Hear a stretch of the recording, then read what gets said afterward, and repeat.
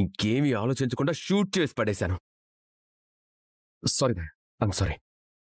Shoot చేయడానికి వచ్చింది వీడేనన్న విషయం ఆదిత్యకి ఎలా తెలుసు? నేను వీడిని పట్టుకోవడానికి వచ్చానన్న విషయం ఏ విధంగా తెలిసింది? నేను చెప్పమని డబ్బులిచ్చింది ఎవరంటే మిథునం షూట్ చేసింది వీడు అని తెలియగానే నేను కోపాన్ని కంట్రోల్ చేసుకోలేకపోయాను.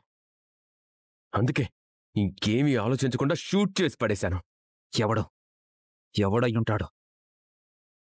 ఆ కిల్లర్ వెనుకున్న అసలు శక్తి ఎవడయ్యుంటాడు? వాడిని కనిపెట్టడం ఎలా? ఇంకెప్పుడు నా కూతురు వైపు కన్నెత్తి చూడకు. తన జీవితంలోకి రావాలని చూడకు. మిథున మీద నాకున్న ప్రేమని చంపేసుకుని నాలో నేను నరకం అనుభవిస్తానే తప్ప మిథున జీవితంలోకి రాను. మిథునకి ప్రమాదం ఇంకా అలానే ఉంది. కాని మిథున జీవితంలో నుంచి వెళ్ళిపోతాను అని హరివర్ధన్ గారికి మాటిచ్చాను. మరి నేను ప్రతి క్షణం మిథున పక్కనే ఉండి ఎలా కాపాడుకోవాలి? ఏమైంది దేవా? ఎందుకిలా చేస్తున్నావో చెప్పు. నీతో ఒక హ్యాపీ న్యూస్ షేర్ చేసుకోవాలనొచ్చాను. ఈ విషయం చెప్తే నువ్వు కూడా చాలా హ్యాపీ అవుతావనుకున్నాను. కాని ఎందుకిలా నన్ను అవాయిడ్ చేస్తున్నావు? చెప్పు.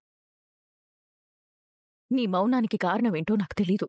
కాని మన బంధాన్ని మరింత బలంగా ముడివేసేలా మరో అడుగు పడబోతోంది. ఉదయం అత్తయ్యగారు మేము గుడికెళ్ళాం. మెట్టెల ఫంక్షన్ జరిపించమని పూజారిగారు చెప్పారు.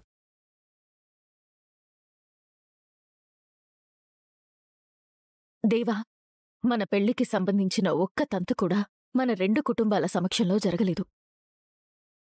ఆ రోజు నాకు జరిగిన నల్లపూసల తంతు కూడా అటు మా నాన్నకి ఇటు మావయ్య గారికి ఇష్టం లేదు. కాని ఈరోజు